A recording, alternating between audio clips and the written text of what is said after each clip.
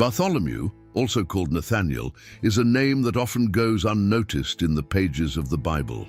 However, her story is a hidden treasure, full of lessons about faith, courage, and purpose.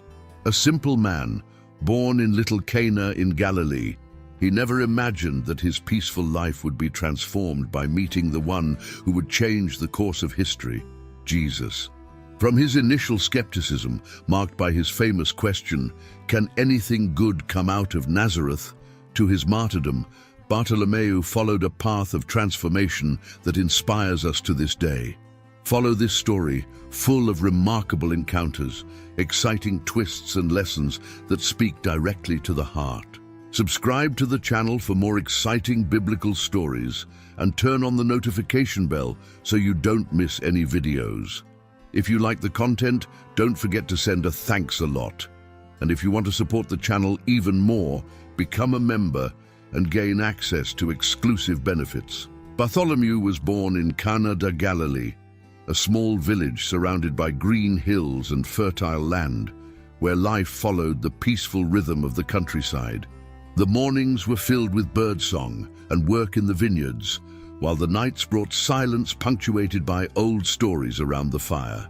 Since he was young, he carried with him an attentive look, an almost naive but deeply sincere curiosity. He was not a man of great ambitions. His life seemed destined to follow the simple path of those who plant and harvest, respecting the cycles of the earth. But amidst the simplicity, there was something special about him. Neighbors knew him for his almost disconcerting honesty and a thirst for answers that made him question even the most deeply held traditions. Why did God promise the Messiah, he asked, more to himself than to others, as he watched the sky on nights of twinkling stars? Every prophecy he heard seemed to ignite a spark of hope and a little impatience in his heart. There was a growing expectation in Cana, as if something was about to happen, and Bartholomew, without even knowing it, felt it more intensely than anyone else. Although his life was steeped in routine, there were days when the monotony gave way to deeper thought. He walked through the hills, looked at the fig tree near his house, and lost himself in reflection. Something told him there was more to the world than he could see, but where to look? Who could answer the concerns he could barely put into words? It was on such an afternoon, while returning home, that Bartholomew saw Felipe coming towards him, with quick steps and eyes shining as if he was carrying news that couldn't wait to be shared.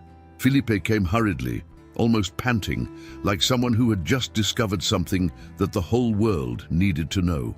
Bartholomew, who until then had remained lost in his thoughts, frowned, intrigued. When Philip stopped in front of him, he barely waited to catch his breath before uttering the sentence that would change everything.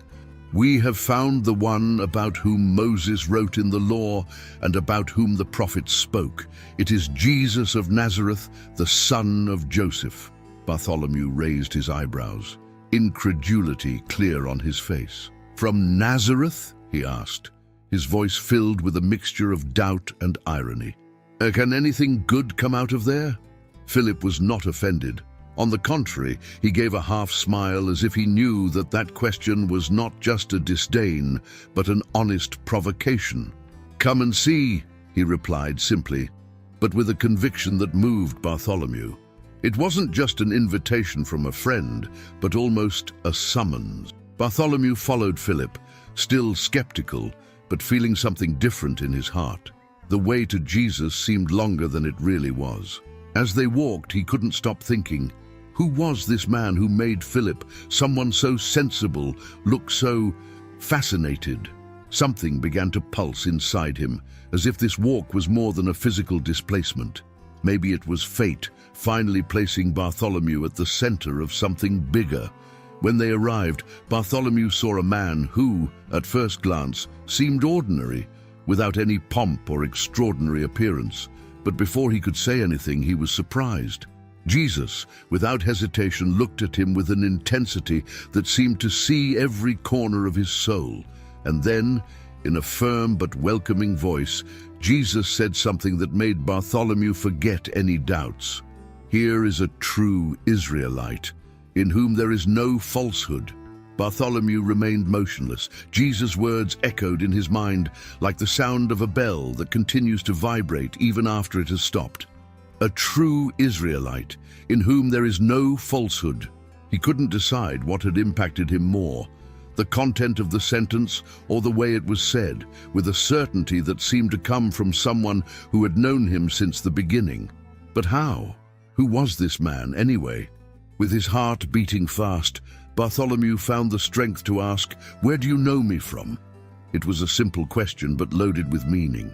He wanted to understand how that man could speak about him with such precision, as if he had been a witness to every choice he had made in life, every doubt he carried, every unspoken desire. Jesus' response, however, struck him like lightning. "I saw you under the fig tree before Philip called you." Bartholomew felt as if the ground had disappeared beneath his feet. The fig tree, such a small, intimate detail. He knew exactly what Jesus was talking about, but there was no way this man, whom he had never seen before, could know that. Bartholomew used to sit in the shade of that tree in moments of solitude, when the questions that lived in his heart seemed too big to be shared. Under the fig tree, he thought about the Messiah, prayed in silence, sought answers. And now, here was someone who claimed to have seen him there. At that moment, something inside Bartholomew broke. All doubt, all irony, everything that made him hesitate disappeared. The man before him was no ordinary one. It was as if Jesus' every word had opened a window into something Bartholomew had always sought, but never knew he would find in this way. The only thing he could do was say, almost in a whisper, "Rabbi, you are the Son of God. You are the King of Israel." Jesus smiled and kept the smile on his face, but there was something else in his eyes now, a mix of tenderness and challenge. Bartholomew was still trying to absorb what had just happened when Jesus spoke again, this time with an almost playful tone but full of depth. "Do you believe because I said I saw him under the fig tree? You will see greater things than these." Bartholomew felt a shiver run down his spine. It wasn't fear, but a strange sensation, as if his words were a harbinger of something great that he couldn't yet understand. He had barely begun to believe it, and already there was a promise of something even more extraordinary. Jesus then continued, his voice steady as the sound of a distant storm. "Truly, truly, I say to you, you will see heaven opened, and the angels of God ascending and descending upon the Son of Man." Bartholomew held his breath. It was as if an invisible door had opened before him, revealing a glimpse of a world greater than he had ever dreamed of. Jesus' words, full of symbolism, remained engraved in his mind. Open skies, angels ascending and descending. What could it mean? He didn't know. All he had was a certainty, as new as it was strong. He was before the Messiah. From that moment on, something changed in Bartholomew. The simplicity of his previous life no longer seemed enough. He felt like he was embarking on a journey he was always destined for, without even knowing it. The questions that once made him seek the shade of the fig tree now seemed small, almost childish. It was as if he had been ripped out of an ordinary story and placed into a larger, deeper narrative, the pages of which were still being written. Jesus turned, beginning to walk with Philip at his side, and Bartholomew hesitated for just a moment before following them. Bartholomew followed Jesus step by step, like someone who walks between the known and the unknown, but cannot resist the urge to continue. Alongside others who had also responded to the call, he began to see the world with new eyes. Jesus was not just a wise man. There was something about him that transformed the ordinary into extraordinary. Every gesture, every word seemed to carry a depth that defied understanding. In the villages they passed through, Bartholomew witnessed things he had previously only heard in the stories of the prophets. He saw the blind see, the paralyzed walk, and even lepers cleansed with a touch.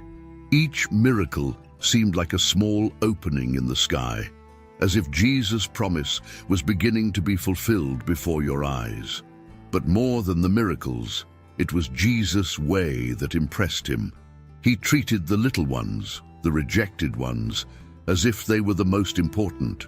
His words were like seeds that found fertile soil in the hearts of those who listened, and Bartholomew was one of those soils.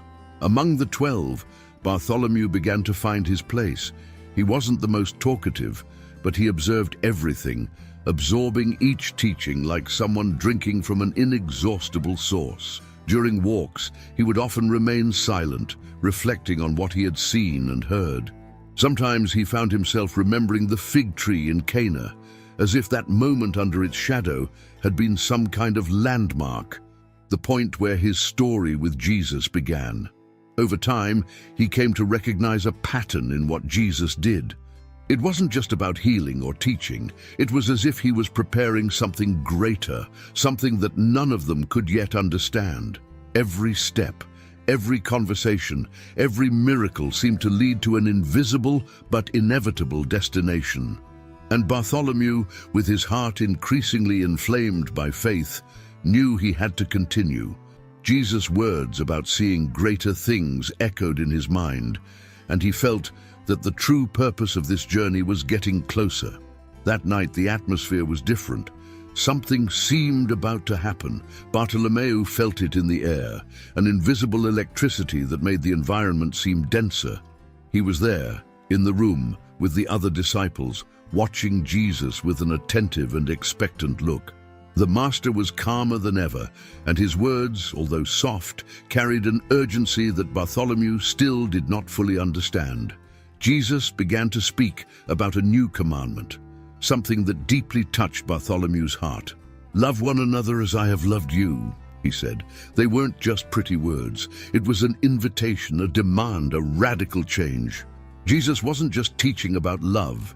He was asking his followers to live it in a practical way, day after day, with actions, with gestures, with the heart. And there, at that moment, Bartholomew knew that that commandment would not be easy to follow. It would be an internal revolution. The atmosphere was tense, and Jesus' words began to become even heavier. He talked about his departure, about the difficult days ahead, about the sacrifice he was about to make. The tension in the room increased with each word. Everyone knew something was about to happen, but no one knew exactly what. Bartholomew looked at the other disciples and saw fear in their eyes, but he also saw a silent strength, as if faith was being forged right there in that moment. As the supper continued, the bread was broken and the wine was offered. Jesus spoke about his body and his blood, and those words, simple and profound, seemed to have a mysterious power. That night seemed to have no end. After supper, everything happened so quickly that Bartholomew could barely keep up. First, the charged silence in the Garden of Gethsemane, where Jesus withdrew to pray. There was something on his face that Bartholomew would never forget, a mixture of peace and suffering, as if he already knew the weight of what was to come. And then, like thunder amidst the calm, the soldiers appeared. Judas was with them, and the treacherous kiss was like a blade cutting through everyone's hearts. Bartholomew saw when they took Jesus. He wanted to scream, run after, do something, but his legs wouldn't obey him. Fear paralyzed him, like a shadow that clung to his soul. He joined the other disciples, fleeing to the safety of the darkness. He felt small, powerless, as if everything he had learned alongside Jesus was falling apart in an instant. The days that followed were the most difficult of Bartholomew's life. He heard rumors, whispers that spread like wildfire. Jesus had been taken to the Sanhedrin, then to Pilate. The news of his death sentence came as a blow, but nothing could prepare him for the moment he saw the Master carrying the cross. Bartholomew didn't have the courage to approach. He stood among the crowd, his heart heavy, watching from afar as Jesus was crucified. The pain was so deep it seemed unbearable, a wound he knew would never heal, and then silence. Jesus was dead, and Bartholomew felt as if the world had stopped. For 3 days, he and the other disciples hid, immersed in sadness and confusion. Everything seemed lost, but something unexpected began to emerge. First, there were rumors, then reports. Jesus had risen. The words sounded impossible, but hope, although timid, began to rekindle in Bartholomew's heart. And then came the moment that would change everything. He saw the resurrected Christ with his own eyes. Bartholomew would never forget that moment. When he saw the resurrected Jesus, it was as if all the pain, fear, and doubt of the last few days had turned into nothing. What seemed impossible was there in front of him. The Master, alive, with the nail marks still visible, but with a shine in his eyes that he had never seen before. It was as if Jesus carried eternity within him, as if heaven and earth were united in that instant. Jesus' words were clear and powerful. He spoke about forgiveness, about the mission that awaited them, and about the Holy Spirit who would come to guide them. Bartholomew listened with his heart boiling. Each sentence seemed to engrave itself into his soul, preparing him for something he could not yet fully understand. And then came the command, so simple and so grand: "Go and make disciples of all nations." That sentence echoed like a direct call to Bartholomew, so clear and intense that he didn't dare question it. It was as if God himself was sending him. Over time, the disciples dispersed, each taking Jesus' message to the ends of the world. Bartholomew, although discreet, was driven by an unshakable faith. He traveled through unknown lands, facing dangers and challenges, but always carrying with him the love and truth he had learned from the Master.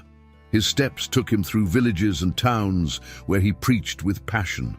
His words, as simple as they were profound, touched people's hearts, like seeds falling into dry soil, but thirsty for life. Wherever he went, Bartholomew spoke about the resurrected Christ, about the transformation he had seen with his own eyes, and about the hope that could not be erased, even in the face of adversity. Bartholomew's travels took him to lands he never dreamed of visiting. With every step, he carried the name of Jesus with him, spreading the message of love and salvation that had transformed his life. He walked through hot deserts and crossed mighty rivers, visiting hidden villages and large cities. In India, he spoke about Jesus with simple words, but full of fervor, and planted the seeds of the gospel in open hearts. In the lands of Mesopotamia, his presence was like the morning light, awakening hope where before there was only darkness. Bartholomew knew that his mission was not easy. On many occasions, he was received with distrust, cold looks, and even hostility. Still, he persisted. His strength came from something greater than himself. When he looked up to the heavens, he remembered Jesus' words about angels ascending and descending, and that kept him going. With each challenge, his faith seemed to grow even more, like a flame that, even when blown by the winds, would not go out. It was in Armenia that his story found one of its most intense chapters. There, Bartholomew spoke of the gospel in the midst of a culture that worshipped strange gods, facing fierce resistance. He knew his presence was uncomfortable, but he didn't back down. His words began to transform lives, and this caused an uproar among religious leaders in the region. They saw in him a threat, someone who challenged ancient traditions and brought a message that was like a breath of freedom. Bartholomew was captured. Faced with persecution, he did not hesitate. Even in the face of death, his words were firm, full of peace. Reports say his martyrdom was brutal, but even there, he did not stop proclaiming the truth. News of Bartholomew's martyrdom spread throughout the lands he had traveled, and the impact of his life began to be felt even more deeply. It was not just the memory of his words, but the example of his courage, of his fidelity to the last moment, that inspired those who knew him and even those who only heard about him. Bartholomew's story did not end with his death. On the contrary, it was there that it began to reach an even greater dimension. The places he passed continued to echo his message. Each village, each city, bore invisible marks of its passage. People who had been transformed by his preaching now carried forward what they learned, repeating the stories of the apostle who did not bow to threats, but who remained faithful to the one who called him under the shade of the fig tree. Bartholomew had sown, and the seeds began to blossom. Among the Christians who heard his story, Bartholomew became an example of unshakable faith. His willingness to take the gospel at any cost, facing dangers and resistance, made him a symbol of the courage that springs from a true encounter with Christ. There was no ignoring the impact of his life. He had walked with Jesus, seen the miracles, heard the promises, and responded to the call with complete surrender. His journey was living proof that even the simplest souls coming from villages like Cana could be used to transform the world. The story of Bartholomew, or Nathaniel, is more than a sequence of events. It is an invitation to see the extraordinary in the midst of the ordinary. He was a simple man from a small village without much prominence in the eyes of the world. And yet, he was chosen to walk alongside Jesus, to witness miracles, hear eternal truths, and above all, carry the message of salvation to places he never even knew. His journey shows that God does not choose those who appear great to human eyes, but those whose hearts are open to the call. Bartholomew teaches us that doubts and questions are not obstacles to faith, but doors that can lead us to a transformative encounter. When he asked, "Can anything good come out of Nazareth?" he did not reject the possibility of an answer. He went, saw, and found not only something good, but the Messiah himself. His story reminds us that God answers the sincere questions of our souls in ways we never imagined, revealing himself in unexpected times and places. Another lesson his life offers is the courage to persevere. Bartholomew faced rejection, persecution, and ultimately martyrdom, but he never gave up on his mission. His faith was not a passing flame, but a fire that burned brightly, even in the face of the worst adversity. He inspires us to remain steadfast in the midst of difficulties, reminding us that the reward of following the truth is greater than any sacrifice. And finally, Bartholomew leaves us with a vision of what it means to live for something greater. Your life points to heaven, to Jesus' promise that we will see greater things.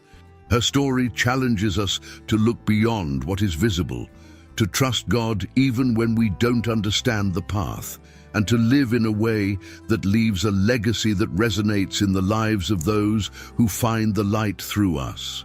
Just like Bartholomew, we can be part of a much bigger story if we are willing to say yes to the call.